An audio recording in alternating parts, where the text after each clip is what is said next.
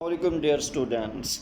Gaseous in plants के साथ हमारा आज का मौजू है और हम आपकी खिदमत में हाजिर हैं। काइंडली टॉपिक की डिटेल में जाने से पहले आप हमारे चैनल बायो 5 12 को सब्सक्राइब करना मत भूलिए। तो आइए डियर स्टूडेंट्स, हम अपने लेसन की तरफ चलते हैं। प्लांट्स के अंदर गैशियस के ट्रांसपोर्ट या एक्सचेंज के लिए किसी किस्म की कोई स्ट्रक्चर्स या आर्गन्स अवेलेबल नहीं होती और पौधों के अंदर 5 मुख्तलिफ तरीक़ों से गैसों का तबादला हो सकता है। पहला तरीका gaseous exchange through stomata and leaves.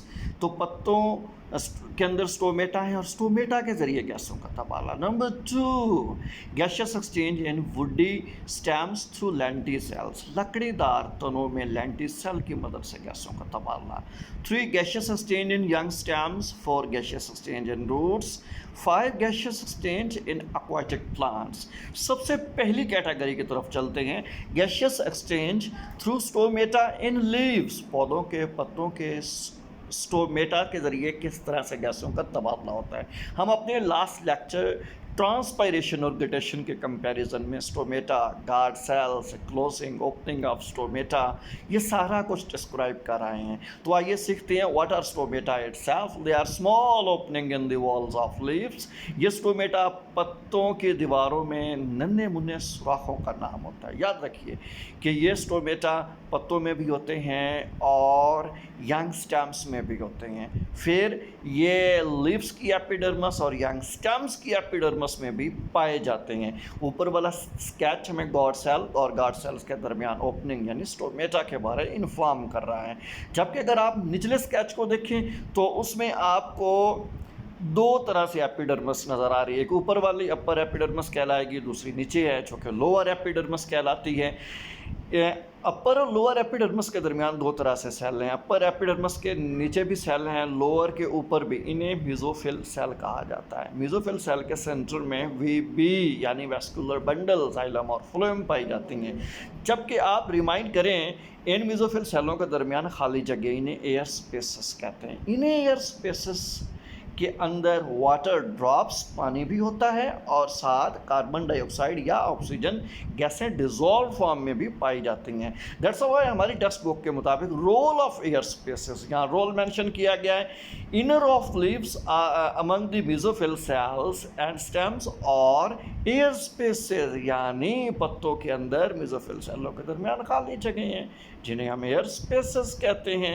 Air spaces can exchange gases. इनके जरिए गैसों का तबादला होता है। किस तरह से कि अंदर पानी है, पानी में गैसें हैं और जब स्टोमेटा ओपन करते हैं तो वाटर ड्रॉप्स, वाटर वेपर्स की सूरत में पानी बाहर आता है। बाहर आने वाले पानी में ऑक्सीजन या कार्बन डाइऑक्साइड गैस भी बाहर आ जाती है।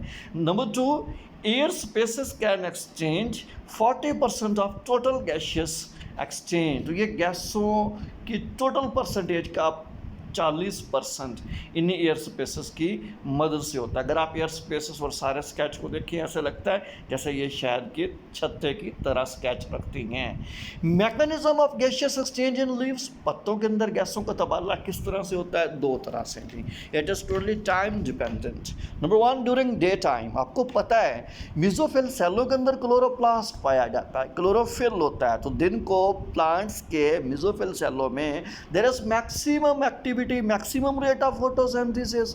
फोटोसिंथेसिस ज़्यादा से ज़्यादा होती है, लिहाजा फोटोसिंथेसिस में कार्बन डाइऑक्साइड ज़्यादा पैदा ऑक्सीजन गैस ज़्यादा पैदा होती है बाई प्रोडक्ट के तौर पे। यही ऑक्सीजन गैस एयर स्पेसेस में आती है, पानी में डिसॉल्व होती है और स्टोमेटा के रास्ते बाहर चली जाती है। यही स्टोमेटा से बाहर जाने वाली ऑक्सीजन गैस जिनको सारी लाइफ को रेस्पिरेशन के लिए एनर्जी प्रोवाइड करती है। इन रिवर्स जो हमारी ये रेस्पिरेशन है, कार्बन डाइऑक्साइड पैदा करके फोटोसिंथेसिस का बंदोबस्त करवाती है। ड्यूरिंग द नाइट टाइम, जब दिन का वक्त होता है, आप जानते हैं there is no photosynthesis, just respiration is happening. सिर्फ रेस्पिरेशन हो रही है। अगर ऐसा है तो फिर एक्सटर्नल एनवायरनमेंट से ऑक्सीजन स्टोमेटा के रास्ते एयर स्पेसेस से मेसोफिल सेलों में जाती हैं और ग्लूकोज फ्यूल को तोड़ती हैं, जिससे कार्बन डाइऑक्साइड पैदा होती है। यही कार्बन डाइऑक्साइड मेसोफिल सेलों से निकलकर एयर स्पेसेस के वाटर में डिजॉल्व होती है और वहाँ से होती हुई स्टोमेटा के रास्ते एक्सटर्नल एनवायरनमेंट को कार्बन डाइऑक्साइड लौटा दी जाती है।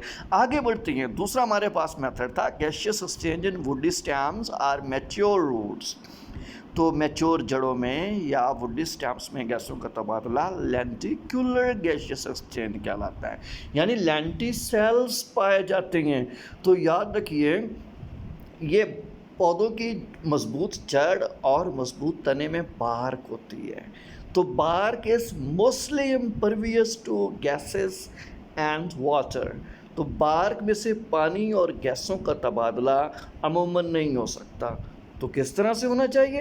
बार्क फटती है, then there is production of specific pores.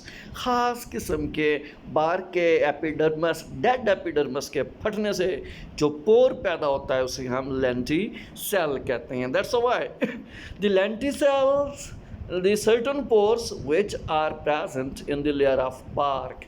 तो लेंटी सेल्स वो खास किस्म के पोर हैं जो बार्क के तौम के अंदर पाए जाते हैं। What is the function of the lentil cells? Just they allow air to pass through them। ये हवा को या गैसों के तबादले के लिए मददगार होती हैं। तीसरा तरीका gaseous exchange in young stems and young leaves. ये क्यूटिकुलर गैसियस एक्सचेंज कहलाता है। तो याद रखिए, यंग स्टेम्स और यंग लीव्स के अंदर क्यूटिकल पाई जाती है। ये अमूमन इनकी स्टेम्स और लीव्स की एपिडर्मस के ऊपर एग्जिस्ट करती है। ये थिन होती है, तब इसमें से किसी हद तक गैसों का तबादला हो रहा होता है। Number 4, gaseous exchange in roots. हम सहनशी करें कि जड़ें ज़मीन के अंदर और ज़मीन के पानी के अंदर गड़ी होती हैं जी, लिहाजा इसने लिखा है gases are found in the soil around roots. जड़ों के इर्द गिर्द सॉइल पार्टिकल के दरमियान स्पेसेस हैं जिसमें गैसें पाई जाती हैं। तो सॉइल पार्टिकल के स्पेसेस में से गैसें diffuse into or out of the surface of young roots. तो सॉइल पार्टिकल में से गैस जड़ के अंदर डिफ्यूज़ कर जाती है, या जो गैस जड़ के अंदर है वो डिफ्यूज़ करके जड़ से बाहर भी निकल सकती है जी। Next last one is gaseous exchange in aquatic plants. जो पौधे पानी के अंदर पाए जाते हैं उनमें गैसियस एक्सचेंज। याद रखिए, पौधे जो पानी के अंदर पाए जाते हैं aquatic plants at the time of cellular respiration they release carbon dioxide into the water। Very simple, वो पानी के अंदर कार्बन डाइऑक्साइड रिलीज करते हैं, जबकि during photosynthesis they release oxygen, वो ऑक्सीजन रिलीज करते हैं। तो इसी तरह से रेस्पिरेशन करने के लिए एक्वाटिक प्लांट्स को पानी में डिजॉल्व ऑक्सीजन की ज़रूरत पड़ती है। Thank you. उम्मीद है आपको हमारी ये वीडियो बहुत पसंद आई होगी। बहुत शुक्रिया।